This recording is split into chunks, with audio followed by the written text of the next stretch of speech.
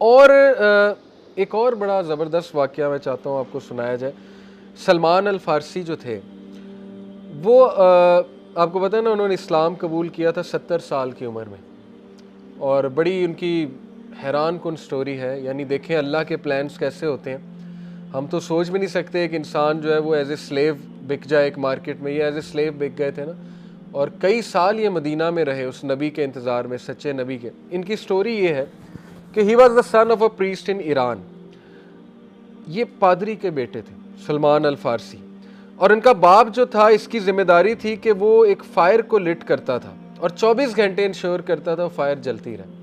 क्योंकि ज़ोरास्ट्रियंस का बिलीफ है ना कि इटरनल फायर है, गॉड की तरफ से ही जलती रहेगी, जब तक ये जलती रहेगी हम ठीक है, हमारा उरूज है। एनीवे उसकी जो है ना ये जिम्मेदारी होती थी। तो बस उन्होंने देखा कि रास्ते में एक मोनास्ट्री थी, वहाँ पे एक पादरी बैठा होता था। उनको उसकी इबादत बड़ी पसंद आई, तरीका अच्छा लगा, इंट्रीग हुए, क्यूरियोसिटी से पूछा कि आप मुझे बताएं आपका क्या रिलीजन है।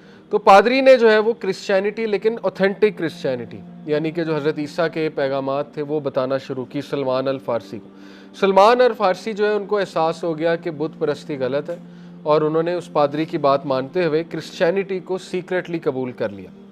उनके वालिद को पता लगा, वालिद ने टॉर्चर किया, लॉक किया, इवन कत्ल करने की कोशिश की। बहरहाल सलमान अल फ़ारसी भाग गए शाम में, सीरिया में।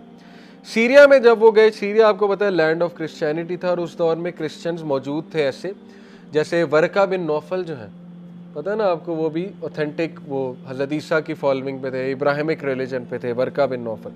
एनीवे सलमान अल फ़ारसी वहाँ एक मोनास्ट्री में उन्होंने पनाह ली सीरिया में जाके, और वहाँ पर उनके कई उस्ताद रहे।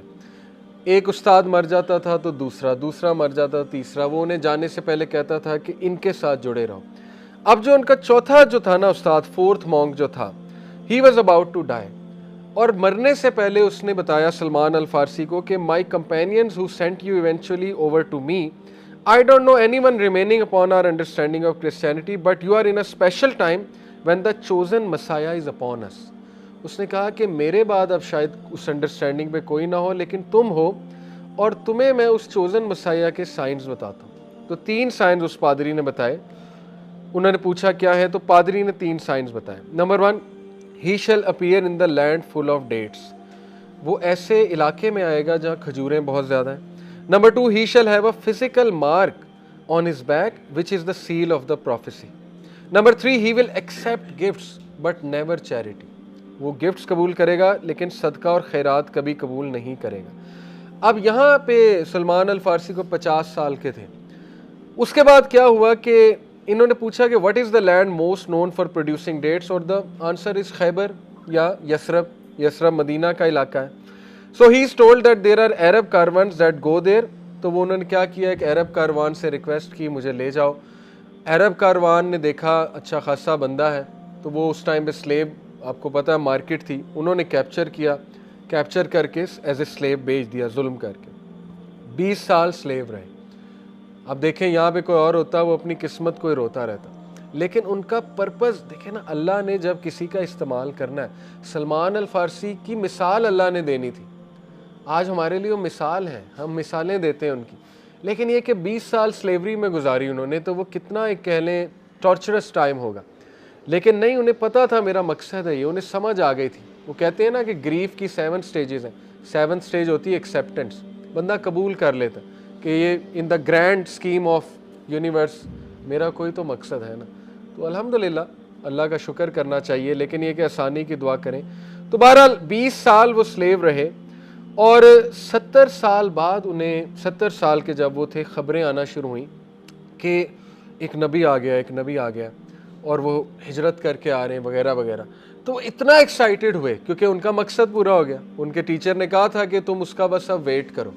इतना एक्साइटेड हुए, उन्होंने अपने मालिक से पूछा कि वाकई ये बात सच है। वो इतना गुस्से हुआ, अरब था जालिम, उसने कहा कि दफ़ा हो जाओ यहाँ से, जाओ अपना काम करो, तुम्हारा क्या इंटरेस्ट है। एनीवे हज़रत सलेमान अल फ़ारसी जो थे, वो तकरीबन दूसरे तीसरे दिन रसूलुल्लाह की महफिल में गए, जब हिजरत करके अल्लाह के नबी सल्लल्लाहु अलैहि वसल्लम आए। और रसूलुल्लाह सल्लल्लाहु अलैहि वसल्लम अब बहाने बहाने से जो है ना वो ये 3 साइंस देखने की कोशिश कर रहे थे। एनीवे हज़रत सुलेमान जो है वो एक प्लेट लाते हैं, और हज़रत सुलेमान जो है उस खजूरें लाते हैं सॉरी, और कहते हैं कि खजूरें सदके खैरात की। तो क्या करते हैं, रसूलुल्लाह ले लेते हैं लेकिन सब में बांट देते हैं, खुद नहीं खाते। तो पहला साइन पूरा हो गया कि वो नबी जो है वो नहीं लेगा सदका खैरात। अगले दिन वो एक प्लेट लाते हैं और कहते हैं कि ये ना मैं आपके लिए बना कर लाया एज ए गिफ्ट। तो रसूलुल्लाह खा लेते, रसूलुल्लाह ले लेते। साबित हो गया पहला टेस्ट। दूसरा टेस्ट ये कि अब वो थोड़े ना बहाने बहाने से अल्लाह के नबी सुन के पीछे जाते थे और यूं करके ना झांकने की कोशिश करते थे। जब अल्लाह के नबी कोई बात कर रहे होते थे पीछे जा के कि मैं वो देख लूँ। तो अल्लाह के नबी को एहसास हो गया, वो मुस्कराए। अल्लाह के नबी ने खुद ही शर्ट हटा दी और सलमान अल फारसी ने क्लियरली वो सील देख ली। तो वो दूसरा साइन भी जो है वो पूरा हो गया। तो तीसरा साइन तो वैसे ही कि वो डेट्स, मदीना जो है यसरब वो डेट्स की सिटी है। तो सलमान अल फारसी इतना खुश हुए, और सलमान अल फारसी का आपको पता है एक जो है वो नाम है कि उनका ज़िंदगी का मकसद पूरा हो गया कि मैं सही था, सही रिलीजन पे था। देखें ना, यही बात है, जब मकसद बड़ा होता है ना फिर ये मुश्किलात कुछ भी नहीं। स्लेव बन गए सब, उन्हें पता था कि भाई मेरे से अल्लाह ने काम लेना है, मैं गवाही दूंगा उस सच्चे नबी की, और मेरा मकसद, मैं दीन हक पे आ गया हूँ, मेरी ज़िंदगी का मकसद पूरा हो गया, और क्या चाहिए। तो बहरहाल इनकी स्टोरी में बड़े लेसन हैं अगर हम इसके बारे में सोचना शुरू करें। हिदायत मिल गई, अल्लाह का तारुफ मिल गया, आप दीन हक पे आ गए, और क्या चाहिए। बाकी ज़िंदगी में मुश्किलात आएंगी, सब कुछ आएगा।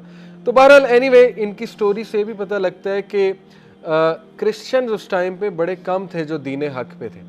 ये तो सही मॉन्क्स के हाथ लग गए, लेकिन असल में आपको पता है कि कॉप्टिक क्रिश्चियन और चाल्डिक क्रिश्चियन, वो फिर या कैल्सिडोनियन क्रिश्चियन वगैरह वगैरह, वो बहुत ही ख़राबी की तरफ चले गए थे।